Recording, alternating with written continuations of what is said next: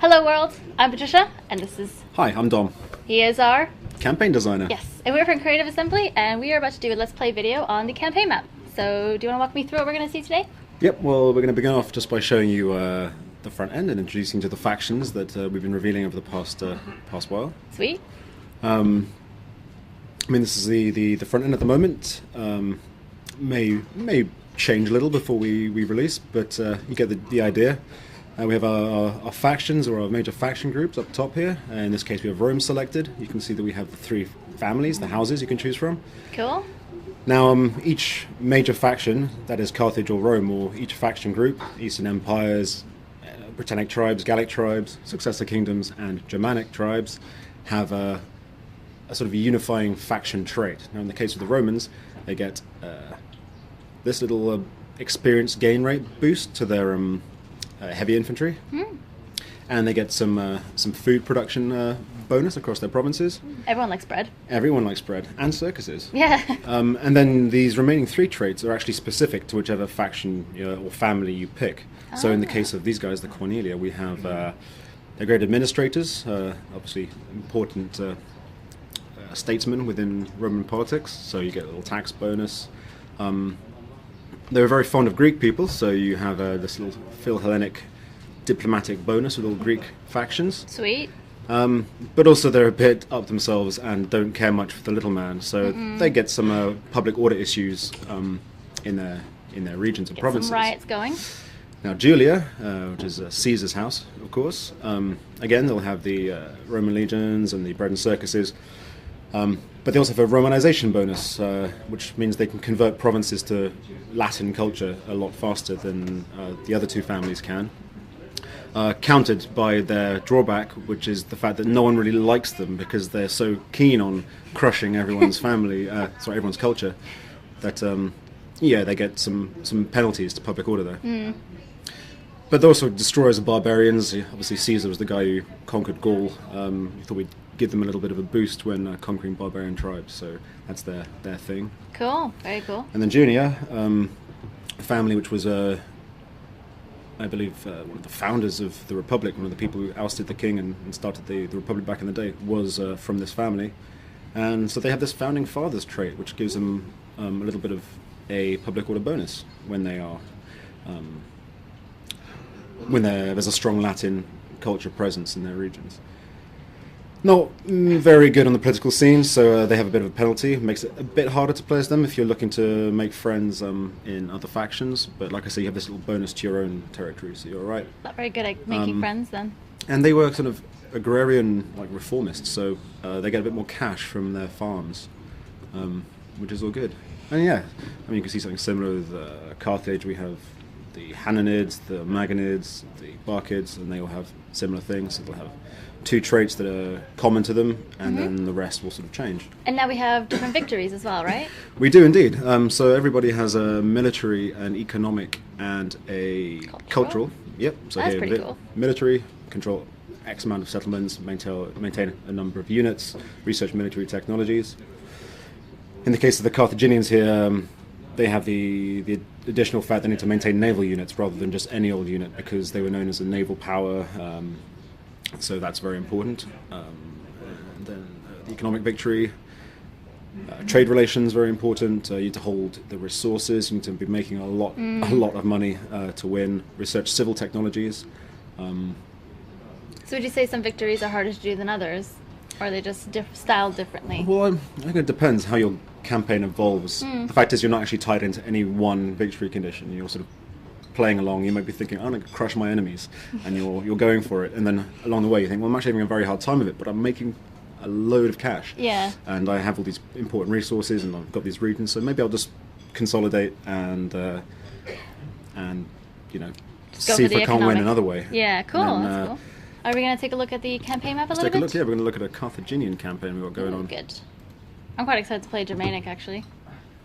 Should be good. Why so? I don't know. I'm not sure. They actually have the coolest agent belongs to the Germanic. Their version of the dignitary is this staff bearer, kind of bit of a witch, really. And she has this cool. awesome cloak with like skulls and Yeah. feathers, and she's awesome. See, I really like their type of style. I don't know, it sounds a bit silly to pick a faction just from the style that they had, but I Well, no, like them. when this dignitary agent went in, I basically looked at him like, I would play this just so I could walk around with her, and you know. Here we are. We are. Get this control.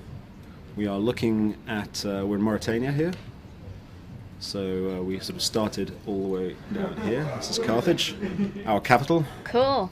We also had a huge. colony here in Lilybaeum and Caralis, as well as a small colony all the way over in Kart Hadasht, which actually means Carthage as well, but we felt it might be confusing to have several cities with the same name. Yeah.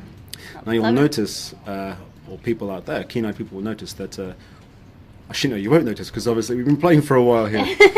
But yeah, in the start pause, originally we gave this territory to Carthage, Oh, right. but we kind of adjusted it now, so rather than giving them the entire north of Africa, they're an interesting faction to start with because they're spread out. So here they have Carthage, they're here, and all the way over in Spain. It's a lot to manage in very different areas. You've got to really make sure you don't get overwhelmed by people. Run me through some of sort of the inner workings of a city, and maybe we can take a look at some of the politics, some of sort of the, behind the scenes things that may happen after a battle or before a battle. Well, what you're going to see here is we have an entire province, the province of Magna Graecia, which we've conquered both from the Romans and from the poor fellows of Syracuse. And by selecting one of the settlements here, you'll see we bring up the entire province panel. If we didn't own all the settlements, these would be sort of blocked out, and we need to get visual confirmation to be able to get sort of spy information on these places, see what's cool. inside them. But as you can see, we've got a lot going on here, and we are currently running an edict. This is the Stimulate Trade Edict, which gives a considerable boost to all your income from markets and trade ports. Obviously, it's you can't run these edicts unless you own the entire province. So if I say go back to Carthage, I just have the one settlement. I can max this out as much as I want, but unless I secure control of the other regions here, I'm not going to be able to just boost it with that extra bit of that extra sweetener that is the edict. So here, obviously, we want to make money. We've been trying to rake it in, prosecuting many wars. Yeah, you need money. You can't kill people without money. Always need that money. But what else we can do here? We can rally the mercenaries. Now, the Carthaginians were very much known for their use of mercenaries. Their civilian fighting force was not very good. Lots of their own citizens were fighting in the navy, but so if you want to add to your mercenary units, you can, when you have an entire province, go to rally mercenaries. Ah, look at the little green. Everyone's celebrating. Well, in this case, they're celebrating. That's a population buff. You can see there. If it's a military buff, it'll have red confetti. And cool. if you're making lots of money, then it'll be a Gold one. gold one. Yeah, so visual confirmation. You set off your edict. You get this confetti effect. You can see it across the map in other places as well, assuming other people are celebrating.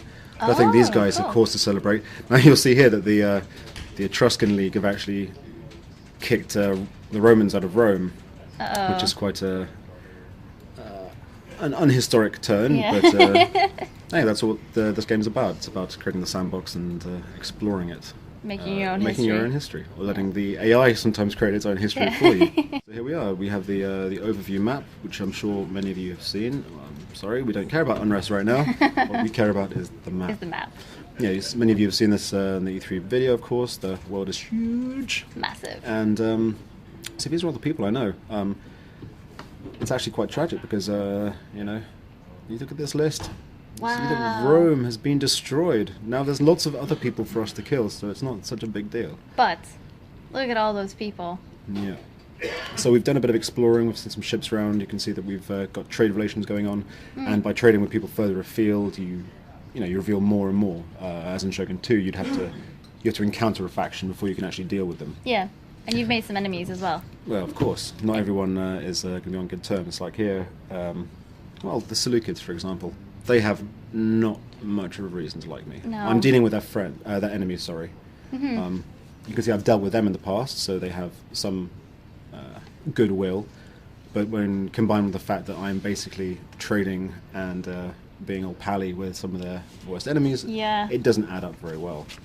Are you going to try to rectify that, or are you just going to... Well, they're a bit far away for the moment. I'm sort of concentrating on this area here. Not a problem. The minute I start moving across, or if they survive and make their way across and start conquering, when we encounter each other, chances are it's going to start off very badly. Cool. Again, as someone who is, on good terms with me, we have the Celtiki, or however you want to pronounce that. Cool. Well, thank you so much, Dom, for taking me through this, and I guess see you guys around. I'll see you soon. Thank you for watching.